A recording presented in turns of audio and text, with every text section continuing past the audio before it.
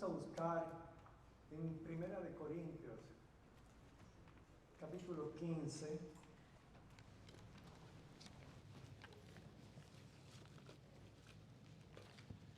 Primera de Corintios, el capítulo 15. Ahí hay tantas cosas que uno puede aplicar al diario vivir.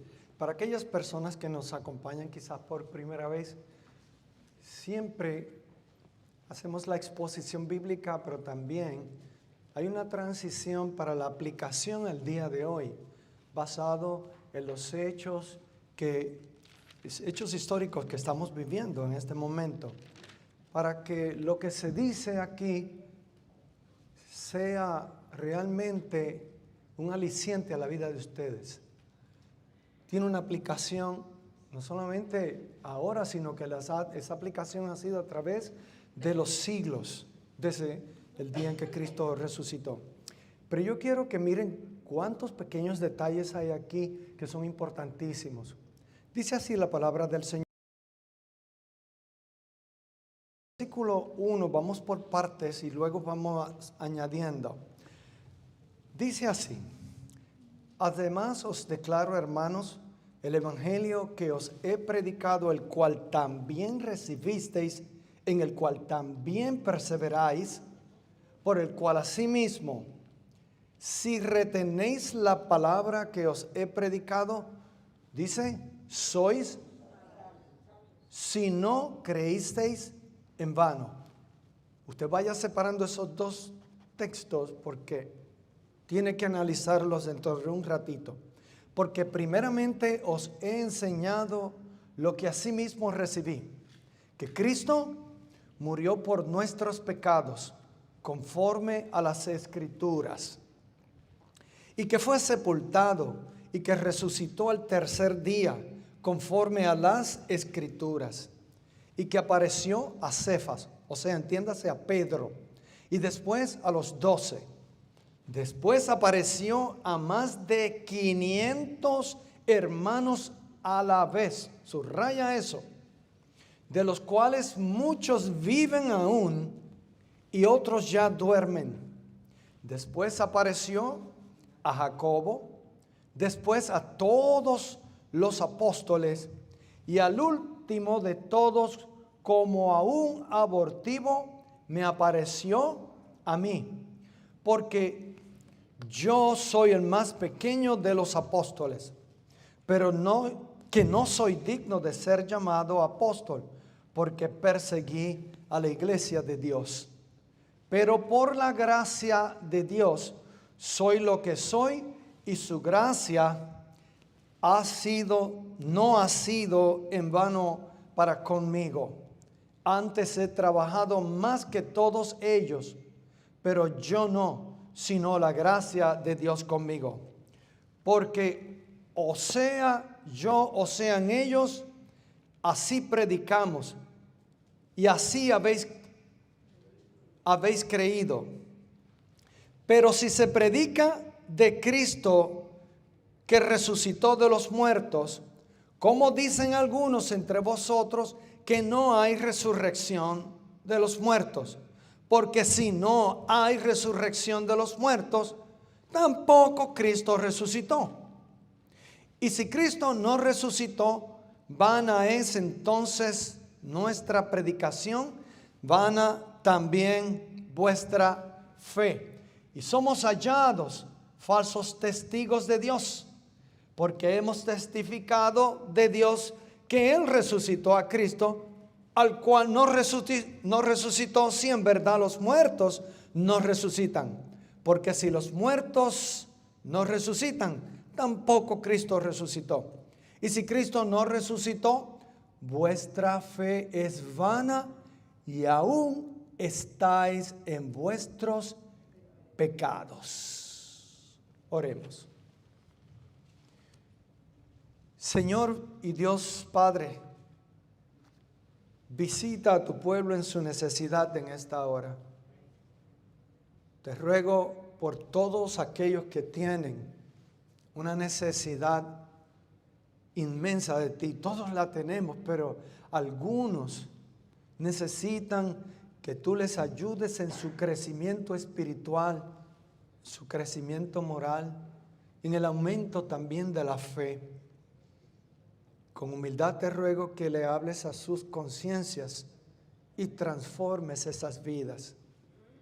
Oramos por los enfermos y aún aquellos que están viéndonos a través de los medios sociales. Te ruego, Señor, que visites a cada uno de ellos. A Kenia, a la hermana Elba, Rolando y a otros más, son tantos que nos miran a través de este medio, que ruego que tu mano poderosa sea sobre cada uno de ellos. Bendícelos y guárdalos del mal.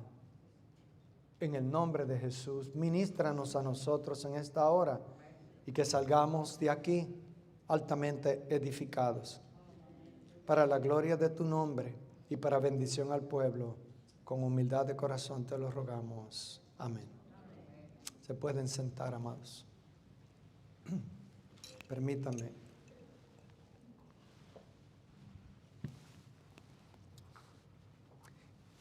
Cuando se habla de ser cristiano, tiene usted que estar pendiente a esto y colocarlo dentro de su cabeza, de que el cristianismo conlleva una gran responsabilidad de comunicar las buenas noticias de que de todas las religiones del mundo, y son muchas, la única que tiene una esperanza viva, eficaz, es el cristianismo. No porque de forma, observe, no porque de forma subjetiva nos dé la gana de proclamar algo, no, sino que de forma objetiva está respaldada por unos hechos históricos de que Cristo, después de haber estado muerto, el primer día de la semana, domingo, resucitó de entre los muertos.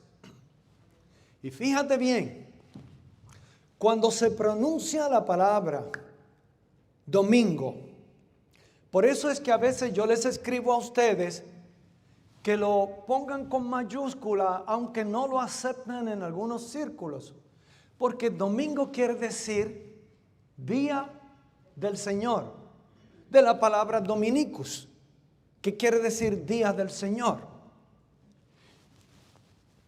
Es importante que cuando se habla aún del domingo, la gente piense por qué le dicen domingo. Porque fue el día en que Cristo venció la muerte, resucitó de entre los muertos, con el objetivo de que a Él, al vencer la muerte, todo aquel que en Él cree que Cristo murió por él o por ella en la cruz del Calvario, todo el que cree eso y cree que Cristo se levantó de entre los muertos, la Biblia enseña, palabra de Dios, que es salvo. Por eso los primeros versículos de 1 de Corintios 15 dice: además os declaro, hermanos, el evangelio, o sea, las buenas noticias que os he predicado, el cual también recibisteis, en el cual también perseveráis. ¿Cuáles son esas noticias? Verso 2. Por el cual asimismo, si retenéis la palabra que os he predicado, sois salvos, si no creísteis en vano. ¿Cuándo es que eres salvo? Cuando creíste lo que acabo de decir. Eso es sumamente importante, porque en ningún momento se habla de que las buenas obras te van a salvar. No, en el cristianismo es distinto. Las buenas obras vienen a consecuencia de que la semilla dentro de nosotros es buena y produce frutos de buenas obras. Es Dios en nosotros quien produce el hacer las cosas buenas No para ser salvos, hemos dicho, sino porque ya somos salvos. Y la buena semilla produce buen fruto. ¿Se entiende? Pero él añade, si no creísteis en vano, en otras palabras, si crees en otras cosas, que no sea lo que te acabo de decir. El no creer este simple hecho. Cristo murió, Cristo resucitó, el que lo recibe, sus pecados son perdonados. Está destinada a esa persona a un solo lugar, a la vida eterna con su Señor y Salvador Jesucristo. Entonces, cuando alguien parte de este mundo, no nos deja a nosotros en una desesperanza, como muchas personas allá afuera, sino que nos deja con la esperanza, se fue, pero nos volveremos a ver. Porque nos vamos a encontrar todos sin ninguna relación con el pecado. Nos encontraremos nuevamente en el reino de Dios. ¿Y sabes qué? Le veremos a Él cara a cara. Lo que hemos creído por fe, le veremos tal y como Él es. Pero como hemos sido lavados con la sangre de Cristo, podremos ver y mirar su rostro, porque el pecado fue eliminado de nosotros. ¿Usted me entiende? ¿Qué pasa? Un mensaje tan hermoso como ese no queda sin que hayan retos. La existencia del diablo es algo que tenemos que tomar en cuenta, porque el diablo ha sido ya condenado. Por consiguiente, él tiene también otra misión. La misión satánica es desviar a cualquier persona que haya creído este anuncio, desviarlo para que se pierda, para que no crea. Y comienzan, miren, tienen algunos de ellos son buenos argumentos. Hay otros que son unas estupideces. Yo he tenido los dos. ¿Están conmigo? Cuando yo estudié en New Orleans, se me hacía más fácil ministrar porque la mayoría de la gente en Luisiana por lo menos va a alguna iglesia. Aunque había muchos apartados ya del Señor, usted agarraba la Biblia dice, y ellos decían, ajá. De hecho, en algunas de las iglesias americanas en las cuales prediqué, me pasaban cosas que yo nunca había visto. En iglesia allá de campo, en Luisiana, cuando predicaba y yo hacía un llamado, como lo hago en Puerto Rico, pues la gente se aguantaba, no pasaban al frente. Y yo dije, bueno, pues aquí nadie se va a convertir. Pero en una iglesita pequeña en el centro de allá del estado de Luisiana, hago el llamado, nadie pasó. El pastor me miró, sonrió y me dijo, aquí las cosas son distintas. Y me dijo, pastor, allí no le llaman a nadie reverendo, todo el mundo es brother. Brother Santos, please come over here. Y me puso al frente. Todo el que tenga que arrepentirse de algún pecado, pase aquí al frente que el pastor va a orar con ustedes.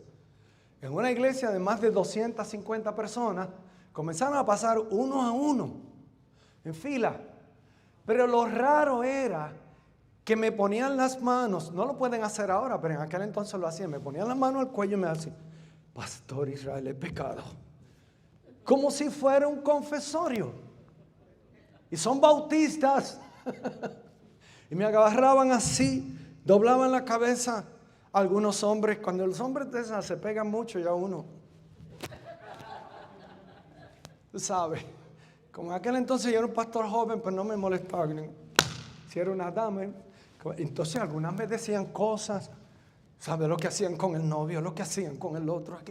Y yo escuchando eso. Y yo les decía al Señor, ¿qué hago? Porque yo no soy católico, o mandarlo a regresar. Aquí esta gente, si lo fuera a mandar a rezar, habría que como 1000 Padres Nuestros aquí, porque las cosas que me han dicho. ¿Usted está conmigo todavía? Miren, hermanos, yo salí de esa iglesia extenuado, escuchando, y el pastor me miraba y él decía, por favor, sean conscientes de que el pastor Israel es muy joven aún todavía en aquel entonces. Apenas me estaba graduando, yo me había graduado del seminario. Hermanos, pero algo que noté era que la gente, a pesar del método, creían, eran sinceros a lo que habían escuchado, de que al venir a Cristo, sus pecados iban a ser perdonados. Y yo oraba con ellos que Dios los perdonara, los hacía repetir las cosas para que Dios los perdonara y los ayudara y se levantaran otra vez. Y lo hicieron. Y yo decía, esta gente tiene mucha fe en lo que Dios está haciendo. Pero ponte tú en este lugar ahora, ¿me estás siguiendo?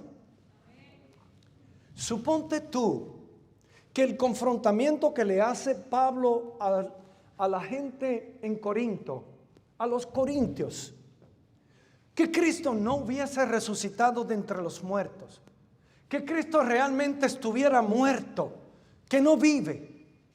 Entonces, ¿con qué objetivo va a venir la gente a confesar sus pecados? ¿A quién y para qué? Porque no haría ninguna diferencia entre un inconverso y una persona nacida de nuevo en Cristo. Los dos, si Cristo no ha resucitado, al morir los dos van para el mismo lado. El que hizo lo bueno y el que hizo lo malo irían al mismo lugar, porque si Cristo no resucitó, ¿qué les aguarda? Nada.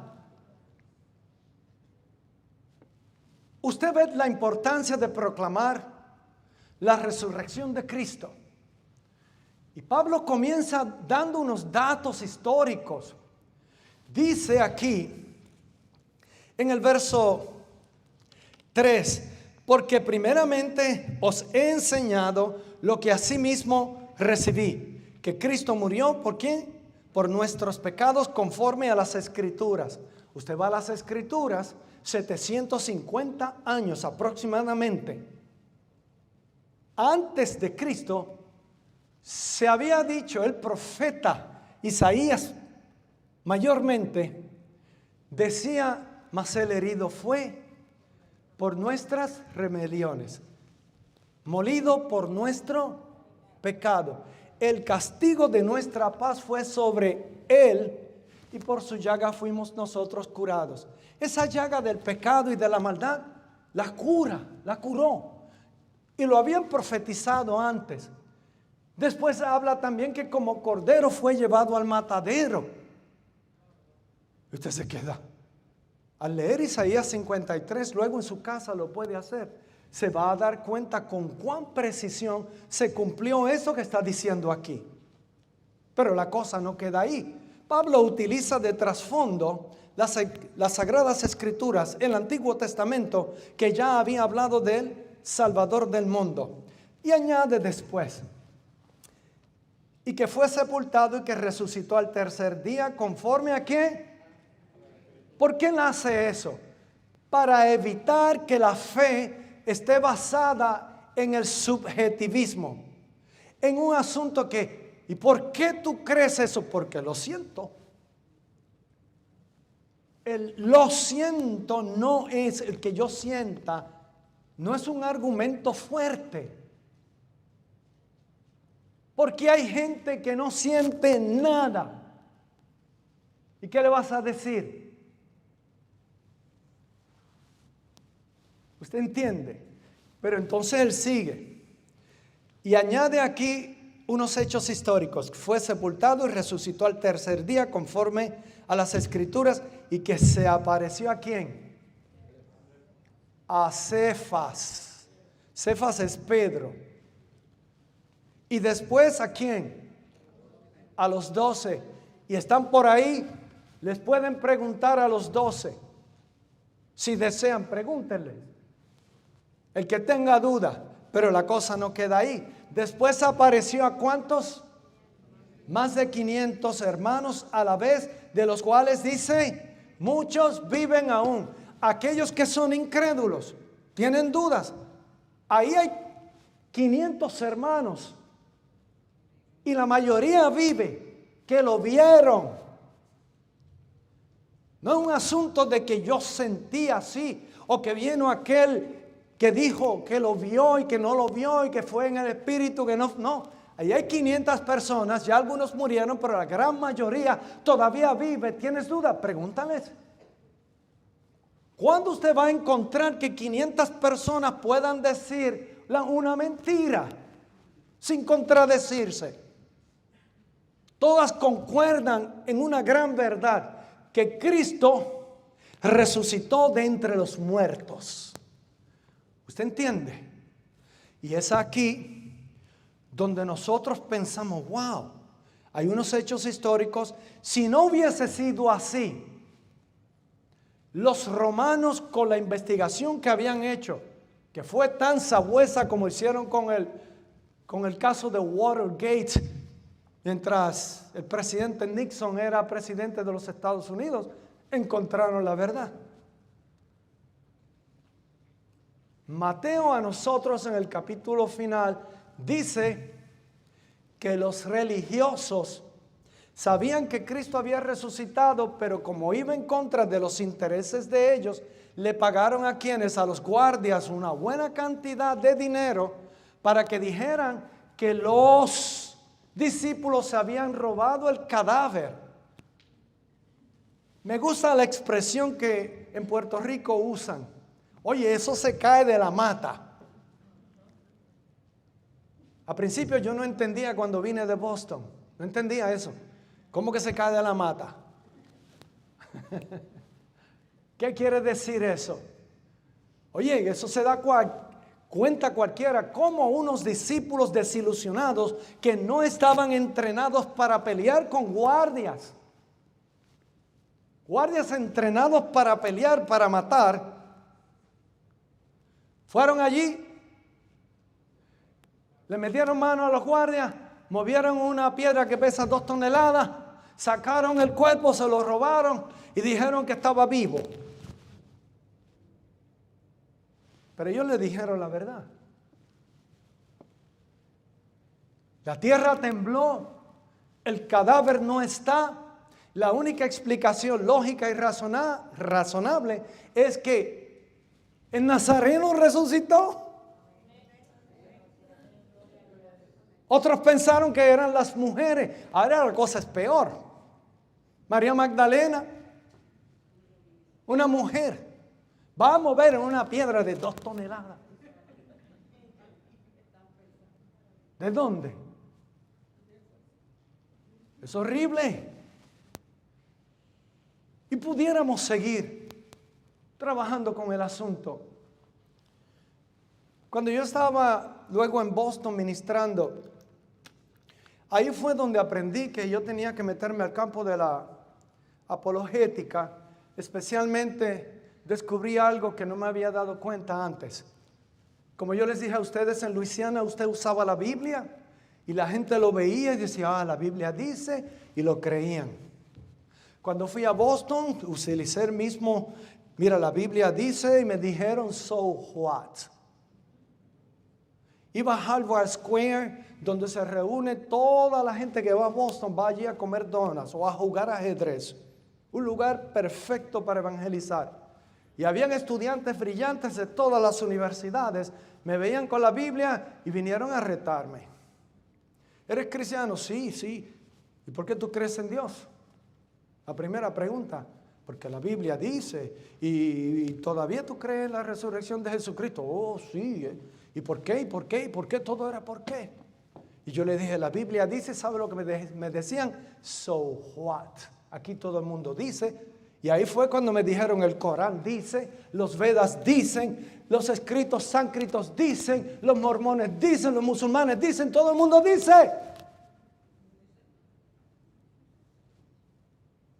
Y yo me rasqué la cabeza y dije, como que tengo un problema. ¿Cómo explicarle a gente cuyo punto de referencia no es la Biblia porque no la creen? No creen en ella. ¿Usted entiende? Y yo dije, ¿qué problema estoy? Luego la gran mayoría de esos muchachos, todos han estudiado a los grandes filósofos. No solamente a los clásicos. Si yo les pregunto a ustedes quién es David Hume, muchos quizás, serían muy poquitos quien me diga quién fue David Hume. Sobre todo hay uno bien importante que se llama Immanuel Kant. Y en los seminarios enseñan sus libros. Es una crítica al razonamiento. Cuando por allá por los años 1770, por allá, Immanuel Kant, para refutar el escepticismo de David Hume, comenzó a presentar unos argumentos que eran necesarios, pero dejó la cosa en el plano subjetivo. A ver cómo lo explico que ustedes me puedan seguir. Porque es importante, si usted puede alcanzar a la mentalidad universitaria, transforma el país.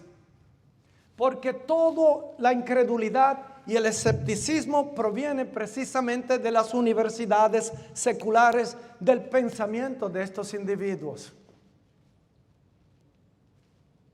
¿Están listos? Sí. Immanuel Kant se da cuenta que si nuestra sociedad va a sobrevivir, va a necesitar una base para la justicia y la ética. ¿Lo explicamos?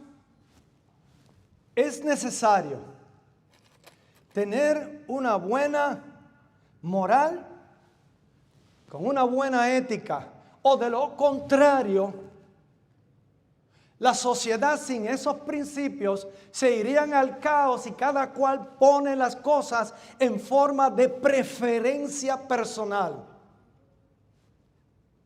Voy a repetir, lo que ustedes están viendo ahora mismo, estamos viviendo en el plano aquí en Puerto Rico, en Estados Unidos y en el mundo, con todas estas ideas raras. ¿Se acuerdan lo que dije el domingo pasado? El mundo secular, las universidades seculares, tienen como meta el destronar a Dios y poner en el trono de Dios al Estado. Pero todo tiene una base en algún lugar. Y utilizan entonces filosofías, entre ellas como David Hume, como Bertrand Russell años más tarde, Alberto Camus, que ya mismo Friedrich Nietzsche, que influyó en la mente de Adolfo Hitler, y crearon el pensamiento, la base para la supremacía de la raza ariana, matando 6,5 millones de judíos, exterminándolos. Pero tenían como base filosófica las ideas de un ateo, que era,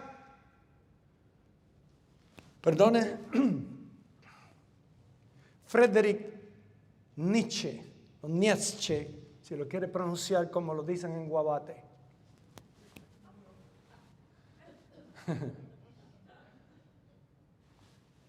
Miren ambos pensamientos. Para el escéptico, Cristo no resucitó. Si Él no resucitó de entre los muertos, ¿por qué seguirle? Eso es un razonamiento lógico. Si Cristo no vive, si Dios está muerto, si Dios no existe, ¿por qué entonces seguir la iglesia? ¿Por qué un grupo de individuos se sientan en una silla a escuchar a un loco y hablar de alguien que perdona pecados, que está muerto. Si Él murió, no puede resucitar, porque el porciento de los que mueren es 100% de la raza humana muere. ¿Qué queda después? La muerte. Eso fue lo que hicieron aquí los corintios. Aplicaron ese texto. Todo el que muere, se murió. Y negaron la resurrección de Cristo. ¿Siguen conmigo? Pablo se da cuenta que si la iglesia sigue en esa línea, se derrumba la iglesia. Porque no puede una mentira sostener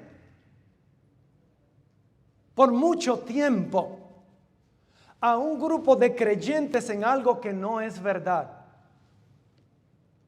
Y mucho menos a una civilización. Es ahí donde entra Immanuel Kant. K-A-N-T, si está escribiendo. En una manera bien breve, dice lo mismo. Si no tenemos base para la moral y la ética, la justicia entonces es ninguna. Sería a base de, la justicia sería a base de ¿qué? De las preferencias. De las preferencias personales, de los gustos. Entonces, Immanuel Kant les hace ver en la crítica del razonamiento en su libro la necesidad de tener ¿a quién? A Dios como base.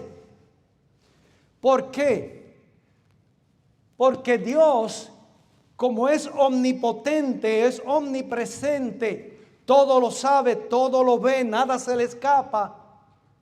Al momento de hacer justicia, no le pueden venir con fake news. Ahí no puede estar estos tipos de CNN que adornan noticias, quitan noticias. Hay gente que dice, ¿todavía usted cree en la resurrección de Cristo? Sí que lo creo. Pero hay otros que te preguntan con más maldad la misma pregunta y le añaden, ¿todavía usted, que es una persona inteligente, cree en el mito de la resurrección de Cristo? Observen la pregunta. Le están obligando a usted a negar. Me lo hicieron en Boston, pero como me había preparado después, no fue fácil. Pero me encerré por varios meses, creo que me tomó 2 años. Y cuando descubro que yo tengo aquí unos fundamentos excelentes para hablarle al peor escéptico de la universidad que sea. La mayoría venía de la Universidad de Boston, algunos de Harvard, MIT, algunos. Usted va a MIT, lo que va a ver, se va a creer que está en la Universidad de China. Por cada americano que usted ve como 100 chinos u orientales, asiáticos. Y entonces todos ellos saben inglés. Y es un campo tremendo para ministrar allí. Estos son los requisitos. Para que haya justicia, el juez tiene que saber todos los hechos. Todo. Es ahí donde tenemos a Dios, que todo lo sabe. Y las noticias que llamamos fake news, no caben aquí. Porque como vamos a darle cuentas, ¿a quién? Al juez que todo lo sabe, entonces su justicia es buena, es verdadera. Su ética es la belleza de su carácter. Usted mira y lee esas escrituras y va viendo la belleza del carácter de Cristo. Y como Cristo resucitó de entre los muertos, entonces este juez va más allá de la muerte. No se quedó en la tumba fría, vacía, sino que va más allá. Y pudiéramos seguir mencionando cosas aquí, pero es ahí donde yo quería llevarle con este pequeño detalle sobre filosofía que nos ayuda a pensar de forma lógica para ministrar gente que niega la resurrección de nuestro Salvador Jesucristo, porque dicen que una ley universal es que todo el mundo muere. En eso estamos de acuerdo. Pero que sepa que la Biblia habla de varios que no murieron. ¿Se acuerdan? ¿Quiénes son? Enoc, Elías, Cristo. Está vivo. Gloria sea su nombre. Y entonces, en 1 Corintios el versículo 11 dice, porque o sea yo o sean ellos, así predicamos y así habéis creído. Pero si se predica de Cristo que resucitó de los muertos, él lo pone como un principio. ¿Cómo dicen algunos entre vosotros que no hay resurrección de los muertos? La iglesia negando el hecho de que habrá vida eterna. ¿Sabe lo familiar de esto? Que tenemos iglesias en el día de hoy. ¿Se acuerdan el mensaje de hace varios domingos? La iglesia progresiva. La iglesia progresiva es aquella iglesia que incluye todo lo que nosotros estamos en contra. El aborto, matrimonio del mismo sexo, el cambio de sexo, la transformación del género, todo eso lo incluyen. Si Cristo no resucitó de entre los muertos, como dice Pablo, entonces todo eso es válido. Escucha bien lo que estoy diciendo, porque yo estuve en una iglesia y vinieron luego a preguntarme porque no entendieron nada de lo que yo dije, porque ellos no saben lo que es la iglesia progresiva. Algunos creen que tiene que ver con el progreso, no. Tiene que ver con el inclusivismo. La iglesia progresiva aprueba la venta ¿de qué? Del cannabis. La iglesia progresiva apoya el socialismo. ¿Cómo es que ven el socialismo? ¿Cómo es que engañan a los jóvenes en la universidad? El socialismo se presenta como algo bueno en la equidad de los seres humanos. ¿Te imaginas que todos somos iguales? Todos vamos a ganar iguales. Todos vamos a vestir iguales. Todos. Y crean una utopía.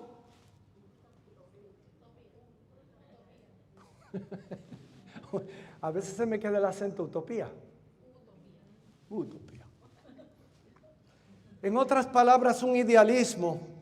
Y hay algunos que dicen, pastor, a mí no me gusta la filosofía. No es que te guste, es que está. Tú te lees el Nuevo Día y es lo que tú ves. Tú te lees el Washington Post y es lo que tú ves.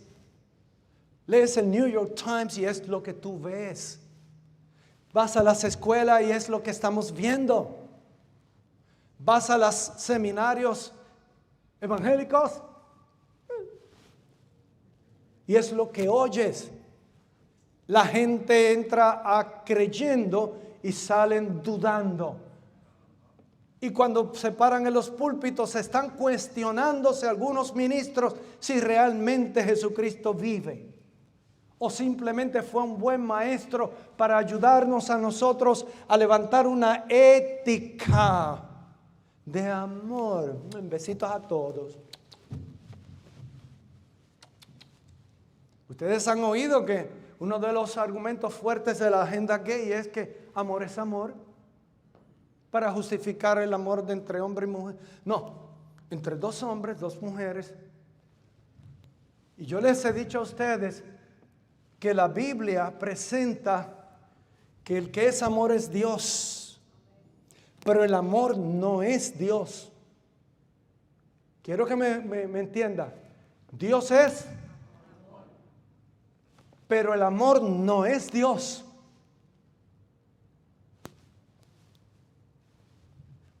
Y aquellos que hablan, dos hombres que dicen que se aman, besito, besito. La Biblia los separa y utiliza una palabra que se llama eros, que donde surge es erótico, porque la Biblia hace algo que separa lo sublime de lo que es perverso. A lo que es perverso le llama porno, eros. Porno, de donde sale la palabra pornografía. ¿Están conmigo? ¿Los tengo? ¿O me están atendiendo o es que se durmieron y yo no los veo detrás de las máscaras? A ver, pues yo los veo a ustedes. Me hace falta una de esas iglesias baticostales. Oiga, amén, amén. Ellos saben que estamos hablando.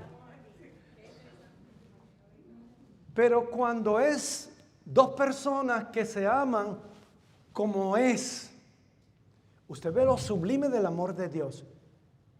Una de las cosas más sublimes del amor de Dios es que te hace ver la necesidad de la otra persona y ayudarla. Por eso es que se presenta el buen samaritano.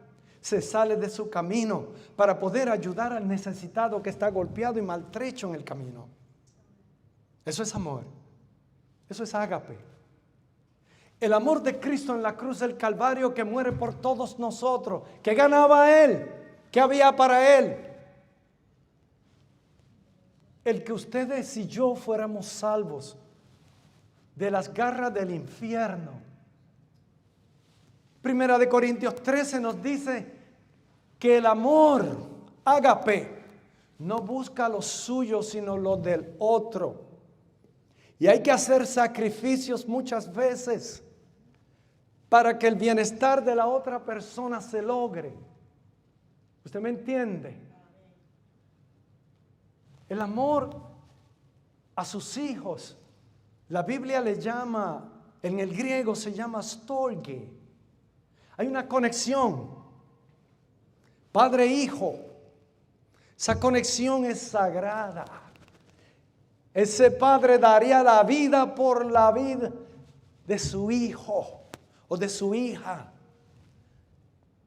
Storge, así mismito como se lo estoy diciendo, con ese. Y cuando dos amistades se encuentran y se extrañan, ay, no sabes cuánto te extrañé, y se abrazan. Dos mujeres se abrazan y se gozan. Y cada una se llora sus alegrías y sus penas. Eso se llama fileos. Es filial.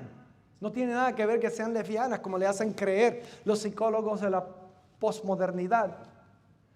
Ustedes no se quieren mucho, me parece que ustedes no, nada de boberías. Porque yo recuerdo bien en los tiempos que no habían lavadoras. ¿Dónde iban las madres y nuestras abuelas a lavar la ropa? Al río. En mi pueblo, el río La Plata, yendo hacia Sidra. Allí se sentaban en una piedra y allí le estaban dando y ¡pah! Y esta le lloraba las penas a la otra. Entonces después se agarraba y, ay, tú sabes, el bien que me has hecho y qué sé yo qué. Ay, sí, sí. Y la otra cuando necesitaba hablaba. Y entonces dije, ay, chica, estoy tan mal. ¿Qué te falta? Una libra de arroz. Ah, pero no te preocupes, yo te lo doy. Mi mamá hacía café a las 3 de la tarde todos los días. Todos los días a las 3 de la tarde. Porque había un señor allí al frente de la casa de nosotros que se llamaba Don Martín, que le encantaba el café y no importaba dónde él estuviera, él bajaba a las 3 de la tarde a ver si caía un cafecito de Doña Melín, que era mi mamá, con unas galletitas de esas Sport Soda, con un pedacito de mantequilla Brookfield. ¿Algunos de ustedes pasó por eso? ¿Qué la motivaba? Todavía yo voy a sitios en Calley que tienen esas costumbres. Me dicen, Israel, ¿Quieres un cafecito? ¿Te gustaría unas galletitas, Roviras? Yo no sé si sultanas eran antes, ahora son sultanas, ¿verdad? Y un pedacito de queso. Y yo dije, oye, me acuerdo cuando yo tenía, y que estaba con doña Agustinita, tenía 5 años. Y eso era lo que comíamos. ¿Qué provocaba a esa gente a hacer eso? El amor. El amor. Buscaban ganar algo. No. Se sentían bien de hacer ¿qué? Un acto de amor. Ese amor es provocado por Dios. Esa es la preocupación que tiene Kant. Dentro del plano de nuestra civilización, si no tenemos un juez justo, y para que sea justo tiene que saberlo todo. Entonces, para saberlo todo hay que ser omnipotente. Entonces su juicio es justo. ¿Usted va viendo? Por lo tanto, presentan quizás una forma un poquito subjetiva el hecho de que es necesario la existencia de Dios.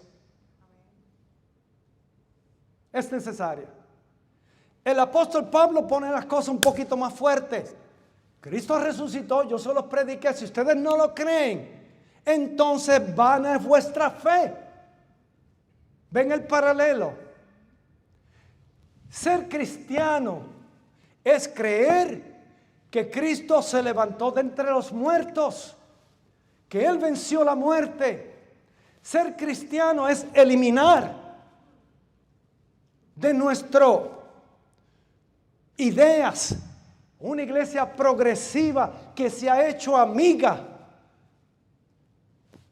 de las campañas de esta sexualidad, esta revolución que comenzó por allá con Freud, con sus disparates, pero no nos da tiempo para hablar de eso porque no es el tema.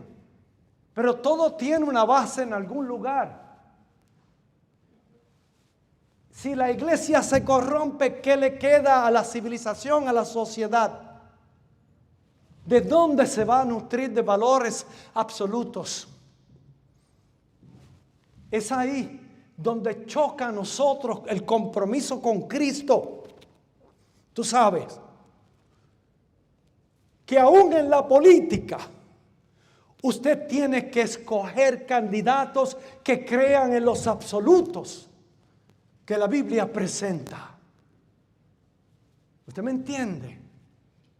Olvídese ya del tradicionalismo en ese sentido.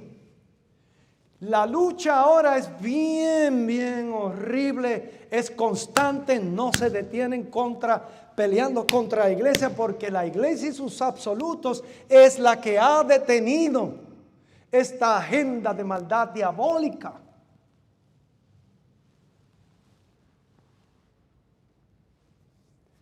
Jocelyn y yo cantamos a veces, nos vamos a la cocina y cantamos un himno, hace tiempito no lo hacemos en inglés. Se llama He Looked Beyond My Faults and Saw My Need.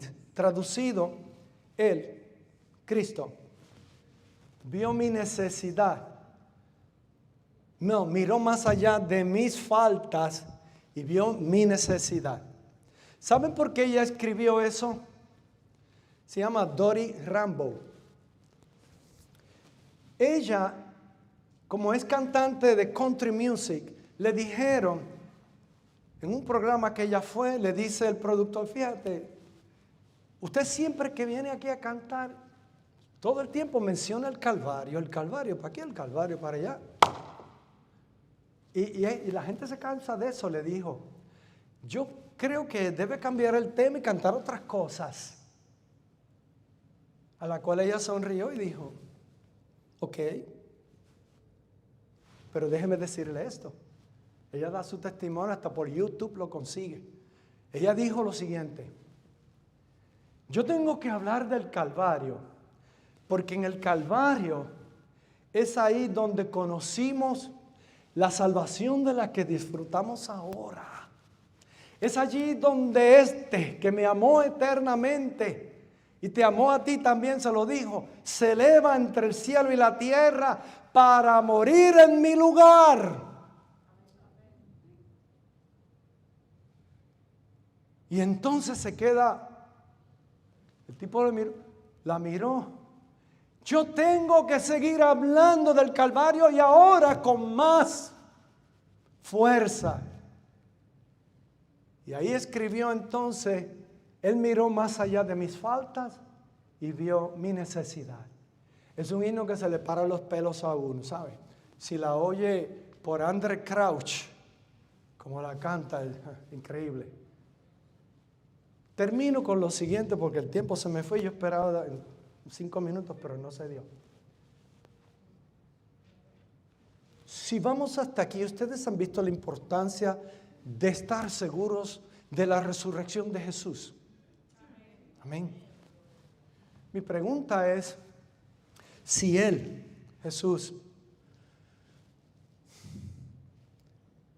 puede contar contigo en un mundo que ahora nos reta, aún a costa de que perdamos el trabajo, el empleo, que asesinen nuestro carácter, nuestra persona, están buscando defectos en nosotros, que eso también es una falacia lógica. Cuando tú no encuentres argumentos contra la persona, pues asesina su carácter. Son cosas que se aprenden en la filosofía, que se aplica a la teología y se vuelve todo esto una porquería.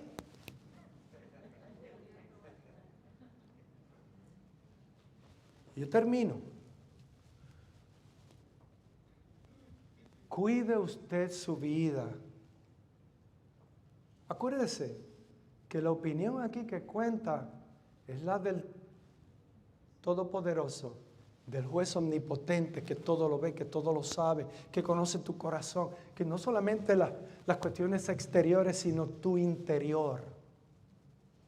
Y como tu interior Cristo lo transformó, eres un nacido, una nacida de nuevo.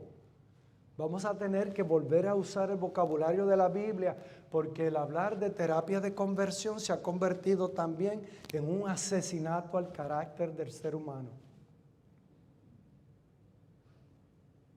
¿Eres un convertido? No, yo soy un comprado. ¿Me acuerdo? ¿Comprado? ¿Eres esclavo? Sí, de Jesucristo. Siervo de Jesucristo. ¿Y cómo que te compraron? Con la sangre. Todo va. Y entonces van a tener que reunirse otra vez y van a hacer otra ley para los que hablan de los comprados. Que Dios les dé sabiduría. Que Dios los bendiga. Y para no irme así, en el capítulo, ahí mismito al final, en el capítulo 15 de Primera de Corintios, Pablo dice el verso 51, ¿todos lo tienen? Uno nada más me contestó, el resto estoy esperando. 8. Están aquí, amén, amén. Ya me extrañaban que dijera eso, ¿verdad? Dice el verso 51, es aquí, os digo, un misterio es algo que estuvo oculto, tenía un velo, pero ahora quitaron el velo y lo podemos ver. No todos dormiremos, pero todos seremos transformados, alábalo, en un momento, en un abrir y cerrar de ojos, en otras palabras, en un pestañear, hermanos. A la final trompeta, porque se tocará la trompeta y los muertos serán resucitados, subrayalo, incorruptibles, y nosotros seremos transformados, porque es necesario que esto corruptible se vista de incorrupción y esto mortal se vista de inmortalidad, y cuando esto corruptible se haya vestido de incorrupción y esto mortal se haya vestido de inmortalidad, aleluya, entonces se cumplirá la palabra que está escrita. Sorbida es la muerte en victoria. ¿Dónde está, muerte, tu aguijón? ¿Dónde, oh sepulcro, tu victoria? Ya que el aguijón de la muerte es el pecado y el poder del pecado, la ley. Más gracias sean dadas a Dios,